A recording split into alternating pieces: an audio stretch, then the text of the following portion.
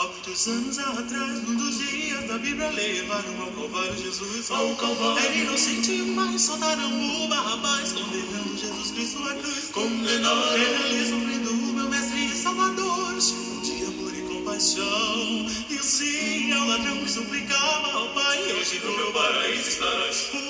Um salvo sou, eu sei, como um criminoso na cruz. Por Deus eu sei, não há condenação.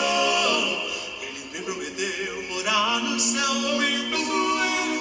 Aleluia, salvação. Eu sei, como um criminoso na cruz. E quando todos os... Olá, irmãos e amigos. Estamos juntos mais uma vez, a fim de meditarmos na Palavra de Deus. Meu nome é Edivaldo e hoje gostaria de compartilhar mais uma meditação com todos nós, que se encontra baseada no Evangelho de Marcos, capítulo 8, versos 31 ao 33. Assim diz a Palavra do Senhor. Então ele começou a ensinar-lhes que era necessário que o Filho do Homem sofresse muitas coisas e fosse rejeitado pelos líderes religiosos, pelos chefes dos sacerdotes e pelos mestres da lei, fosse morto e 3 dias depois ressuscitasse. Ele falou claramente a esse respeito. Então Pedro, chamando-o à parte, começou a repreendê-lo. Jesus, porém, voltou-se, olhou para os seus discípulos e repreendeu Pedro, dizendo: Para trás de mim, Satanás, você não pensa nas coisas de Deus, mas nas dos homens. Jesus começa a ensinar os discípulos que era necessário o sacrifício. E isto estava de acordo com a vontade de Deus. Eles precisavam aprender o verdadeiro tipo de Cristo, personalizado, idealizado e profetizado por Deus. Por isso vemos que ele tinha razão em proibir que falassem a seu respeito, como vimos ontem. Pois o mesmo Pedro, que fez aquela belíssima confissão, que fez a boa confissão, agora tenta impedir que o plano de Deus seja executado. Jesus vai mostrar que confessar a sua fé nele existe um preço a ser pago.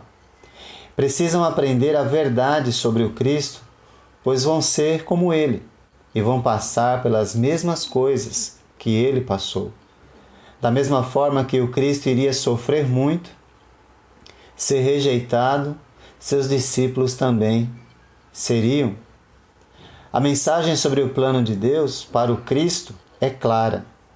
Não há como não compreender.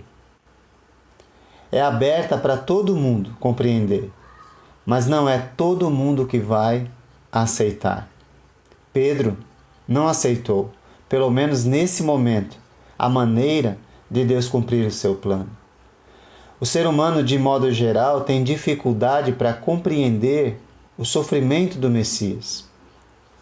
Mas o Messias não sofre, ele vence. A mensagem sobre a ressurreição ficou ofuscada na mente de Pedro e dos demais discípulos, no meio do sofrimento. Concentraram-se apenas no sofrimento e esqueceram-se que a vitória viria logo depois.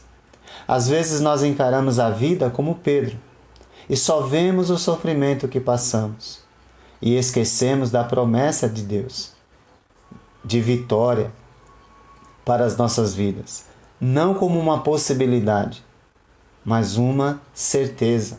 Por isso que Paulo vai dizer na carta aos Romanos que nós somos mais que vencedores. Pedro não compreende, a princípio, porque simplesmente olhou para a morte como sendo o fim, a derrota, mas não enxergou que a vitória seria certa na ressurreição. Claro que por trás desses pensamentos, como Jesus deixou bem claro, está o inimigo da obra de Deus, o diabo, que não deseja as coisas de Deus, e sim as dos homens.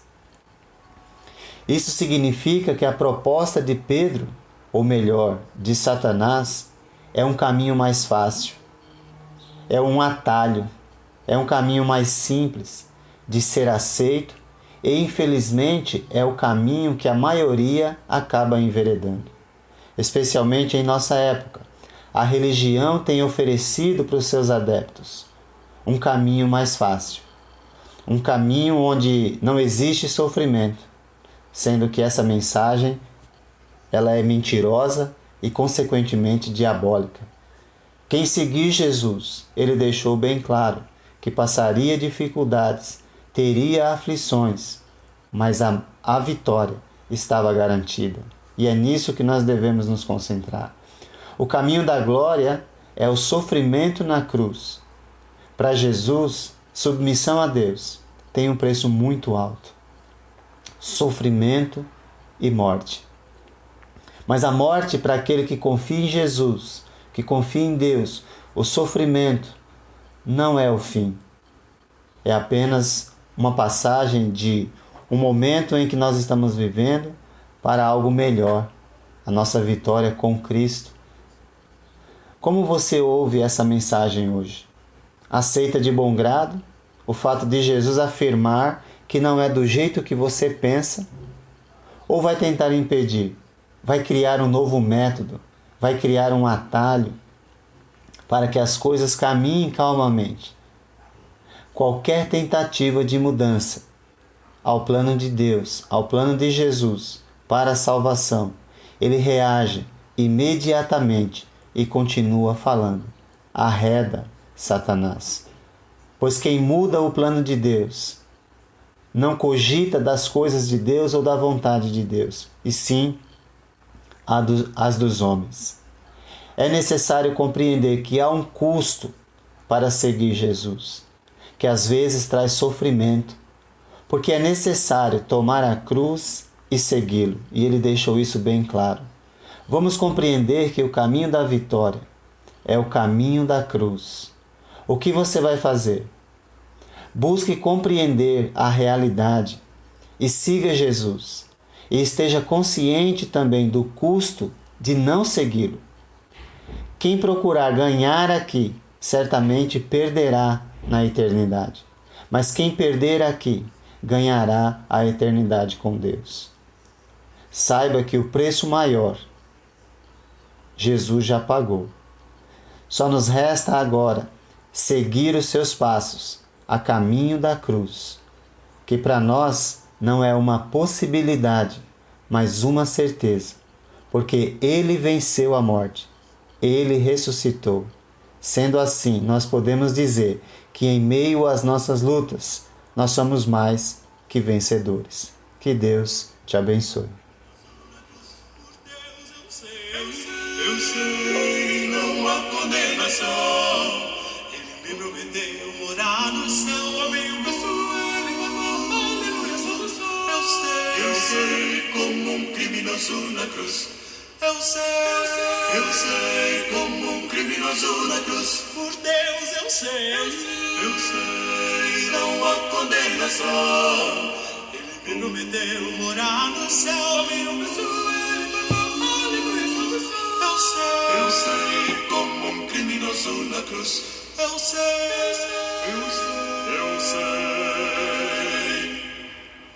como um criminoso na cruz.